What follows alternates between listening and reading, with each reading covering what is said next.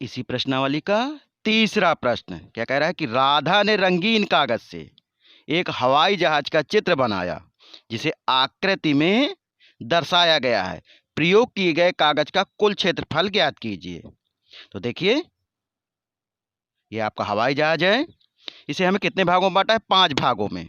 भाग 1, भाग 2, भाग 3, भाग 4, भाग 5। तो अब हमें पांचों भागों का अलग अलग क्षेत्रफल ज्ञात करना है, फिर उनको जोड़ देना है।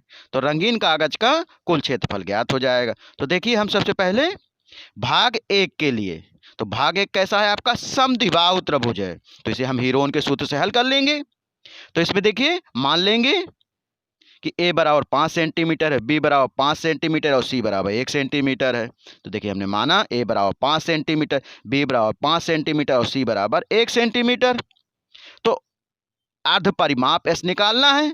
तो अर्ध परिमाप एस बराबर क्या होता है? ए प्लस बी प्लस सी बटे 2। तो ए का मान है 5, बी का मान है 5, सी का मान है 1। तो एस बराबर क्या हो जाएगा? 5 प्लस 5 प्लस 1 बटे 2।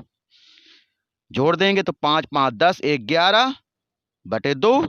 तो 2 का भाग देंगे 11 में, तो क्या आ जाएगा? 2 पंचे 10, दशमलव लगा, 0 बढ़ा, 2 पंचे 10, तो 5.5 इसका अर्ध परिमाप निकाल आया। अब हीरोन के सूत्र का प्रयोग करके हम क्षेत्रफल ज्ञात कर रहे हैं भाग 1 का। तो भाग 1 का क्षेत्रफल, हीरोन का सूत्र क्या होता है? Under root S, S minus A, S minus B, S minus सी।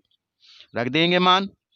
तो अंडर रूट 5.5, पहले कोष्टक में 5.5 माइनस 5, दूसरे कोष्टक में 5.5 माइनस 5, तीसरे कोष्टक में क्या आएगा? 5.5 माइनस 1 घटा देंगे अब। तो अंडर रूट 5.5 गुणे 5.5 में 5 जाएगा तो क्या बचेगा? 0.5। 5.5 में 5 जाएगा, क्या बचा? 0.5। और 5.5 में 1 गए तो क्या बचा? 4.5, क्योंकि 5 में 1 जाएगा तो कितना बचेगा? 4। अब देखिए, हम इसे वर्गमूल के अंदर है तो इसके जोड़े बना ले। तो 0.5 गुणे 0.5 दो ठो है तो इन्हें पहले लिखे दे रहे हैं। 5.5 को क्या लिख सकते हैं?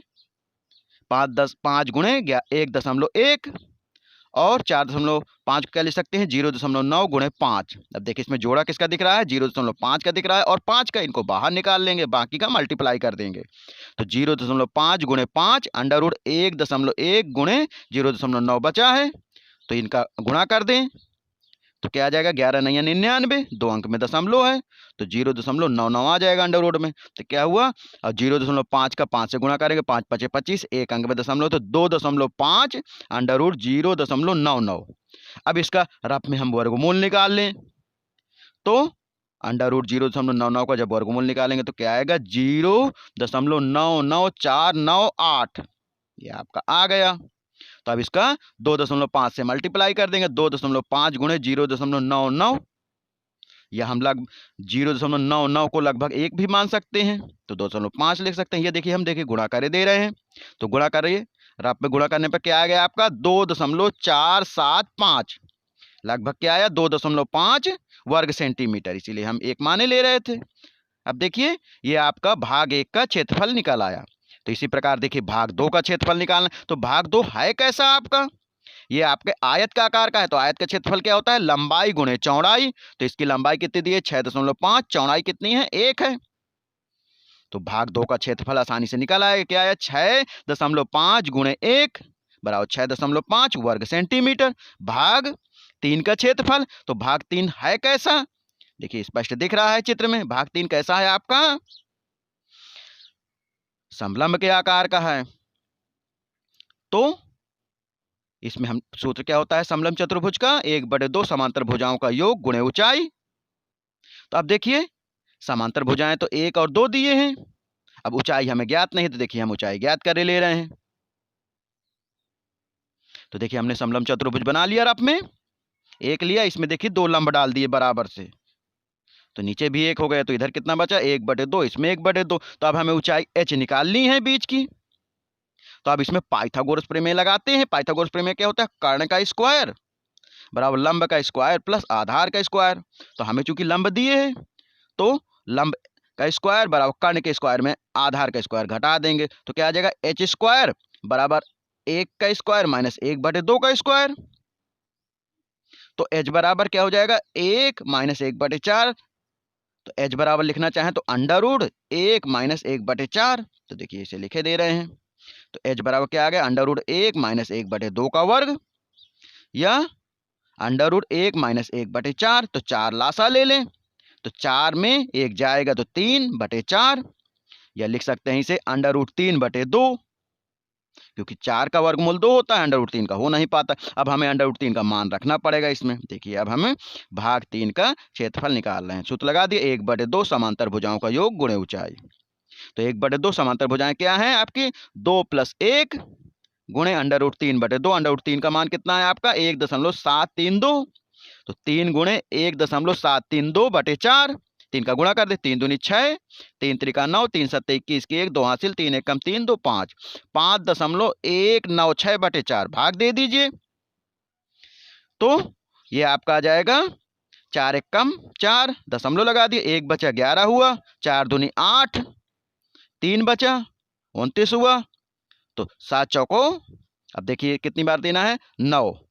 तो 9 चौको कितना हो जाएगा आपका, 36। तो आपका 3 हासिल हुआ, और फिर 9 चौको 36। तो ये आपका आ गया 1.299, ये लगभग 1.3 के आसपास है। तो हम इसे लिखना चाहें तो क्या आ जाएगा आपका, 1.3 वर्ग सेंटीमीटर। ये भाग 3 का। अब देखिए भाग 4 कैसा है आपका। तो देखिए भाग 4 आपका कैसा है, तो ये आपका त्रिभुज है। तो त्रिभुज का क्षेत्रफल हम निकाल सकते हैं। तो ये कैसा त्रिभुज दिख रहा है आपका, समकोण दिख रहा है। तो समकोण त्रिभुज का क्षेत्रफल क्या होता है, 1/2 आधार गुणे ऊंचाई। तो आधार इसमें हम 6 दिए, ऊंचाई 1.5 दिए। तो देखिए हम भाग 4 का क्षेत्रफल निकालते हैं। तो 1/2 गुणे 6 गुणे 1.5। तो आधार इसका 6 हमने माना है, ऊंचाई 1.5, 2 से काट दीजिए 6 को, तो 3 आया। तो 15 × 45, एक अंक में दशमलव है, तो 4.5 वर्ग सेंटीमीटर। अब जो भाग आपका 4 है वही भाग 5 है। तो भाग 5 का क्षेत्रफल बराबर भाग 4 का क्षेत्रफल, क्या आएगा आपका, 4.5 सेंटीमीटर स्क्वायर या वर्ग सेंटीमीटर। अब हमें निकालना क्या है कि रंगीन कागज का कुल क्षेत्रफल निकालना है। तो कागज के क्षेत्रफल का योग कर दें। तो हमें पहला भाग का क्षेत्रफल क्या निकला है, 2.5 प्लस 6.5 प्लस 1.3 प्लस 4.5 प्लस 4.5 जोड़ दें। तो 5 5 10 15 20 3 23 की 3, कितना हासिल हुआ, 2 हासिल हुआ, 4 4 8, 1 9, 6 15, 15 2 17, और हासिल कितना था, 2 19। तो 19.3 वर्ग सेंटीमीटर लगभग आएगा आंसर। या हम लिख सकते हैं कि 19.3 सेंटीमीटर स्क्वायर, या कैसे कहते हैं सेंटीमीटर स्क्वायर को, वर्ग सेंटीमीटर। तो ये आपका आंसर क्या आया, लगभग आया।